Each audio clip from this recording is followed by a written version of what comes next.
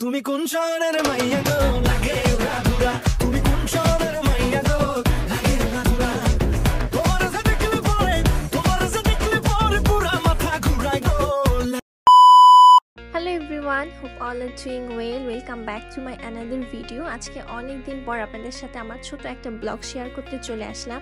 আর আমি মনে হয় সবার শেষে যে কিনা তুফান মুভি দেখতে গিয়েছি।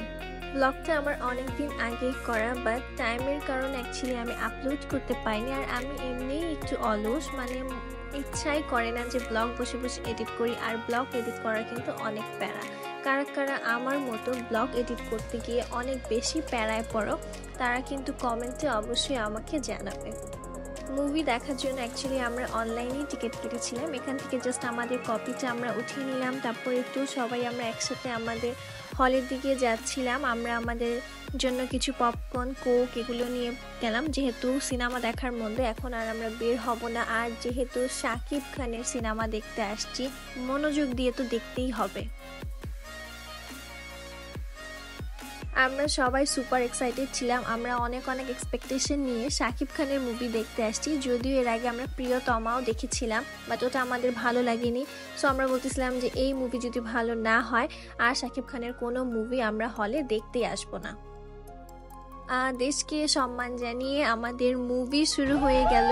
আর আমরা তো খুবই এক্সাইটেড ছিলাম, খুবই মজা করতেছিলাম। আর শাকিব খানের লুকটা কি বলবো, মানে এত সুন্দর লাগতেছিল ওকে মনে হয় এই প্রথম আমার এত ভালো লেগেছে যে কোনো মুভি তোকে এত সুন্দর লাগছে। সো ওর পারফরমেন্স কিন্তু এই মুভিতে দারুণ ছিল। কিছু মানুষ বলছিল যে ওর এই মুভিতে কিছু মুভির নকল আছে, বাট আমার কাছে মনে হয়েছে যে হয়তো বা কিছু লুক ও কপি করেছে, বাট এটার কাহিনী কিন্তু একদম ডিফারেন্ট ছিল। মানে ওভারঅল আমাদের কাছে খুবই ভালো লাগছিল মুভিটা দেখতে। এখানে প্রতিটা সিনে শাকিব খানকে অনেক সুন্দর লাগতেছিল, মানে ওর লুক, ওর গেট আপ, ওর ড্রেস আপ সব কিছুই অনেক ভালো লাগতেছিল। আর মুভি দেখতে দেখতে মুভির হাফ টাইম শুরু হয়ে গেল।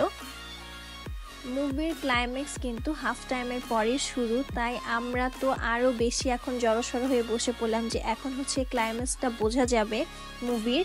সো আমরা সবাই এখন আরও মনোযোগ দিয়ে মুভি দেখতেছিলাম। আর হাফ টাইমের পরে কিন্তু মুভির অ্যাকচুয়ালি মেইন যেই পার্টটা সেটাই কিন্তু শুরু হয়েছে, মানে মেইন কাহিনীটা হচ্ছে হাফ টাইমের পরেই বোঝা যায়। আদারওয়াইজ আমরা প্রথমের দিকে মুভির কোনো কিছুই বুঝতেছিলাম না। যখন হাফ টাইমের পরে মুভিটা আবার শুরু হলো তখন আমরা কাহিনী বুঝতেছিলাম। তারপরে শুরু হয়ে গেল মোস্ট ফেমাস সং দুষ্টু কোকিল, যেটা হচ্ছে আমরা পথে ঘাটে মাঠে সব জায়গায় শুনতে শুনতে আমাদের কানটাকে পচায় ফেলছি। বাট তারপরও এই গানটার সময় আমরা সবাই কিন্তু খুব এনজয় করতেছিলাম, মানে কেমন চিনি একটা মনে হচ্ছিল যে নাচ ভাব নাচ উঠে যাচ্ছে। আর সব থেকে সুন্দর পার্ট হচ্ছে চঞ্চল চৌধুরীর, ও সিনেমাতে থাকলেই সিনেমার পুরো ব্যাপারটাই যেন কেমন চেঞ্জ হয়ে যায়।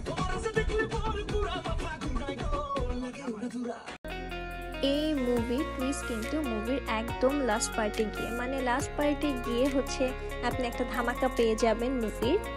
কোন শহরের মাইয়া গো লাগে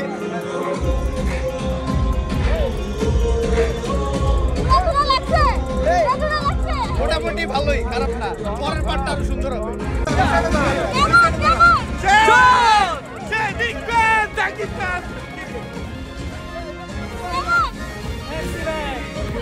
মুভি দেখে বের হতে হতে আমাদের অনেক লেট হয়ে গিয়েছিল। আর আমরা বের হয়ে দেখি যে সব রেস্টুরেন্ট হচ্ছে ক্লোজ হয়ে গিয়েছে। আর যেহেতু আমরা মুভির একদম লাস্ট শো দেখেছিলাম, সেই সময় আসলে কোনো কিছু খোলাও থাকে না, তাই আমরা হচ্ছে আরেকটা জায়গায় চলে গেলাম আমাদের ডিনার কমপ্লিট করতে, কারণ আমরা আমাদের ডিনার করিনি।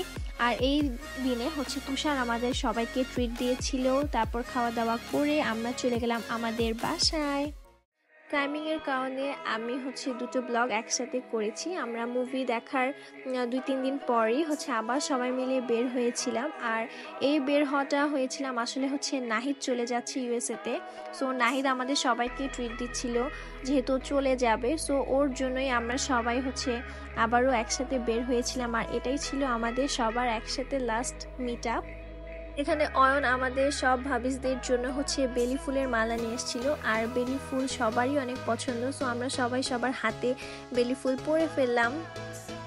নাহিদ কিছুদিন পর ইউএসএতে চলে যাবে, সো ওর জন্য আমাদের সবার খুব খারাপ লাগতেছিল। আর আমরা সবাই একসাথে অনেক মজা করেছি এই 2টা মাস, ওদের বিয়ে থেকে শুরু করে সব কিছুতে। সো আমরা সবাই ওকে খুব মিস করব। আর আমরা এটাই বলতেছিলাম। আর আমরা কথা বলতে বলতে রিত তো দেখুন এখানে কার সাথে জানি চ্যাটিং করতে ব্যস্ত।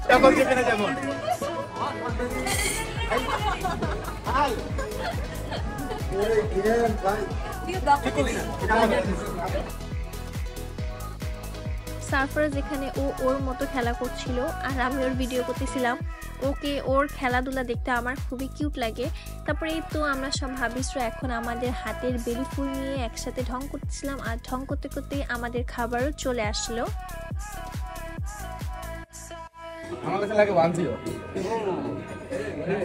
খাওয়া দাওয়া শেষ করে আমরা একটা আইস টি খাই। এই টিটাও ভালোই ছিল খেতে। রিভিউ করছিল।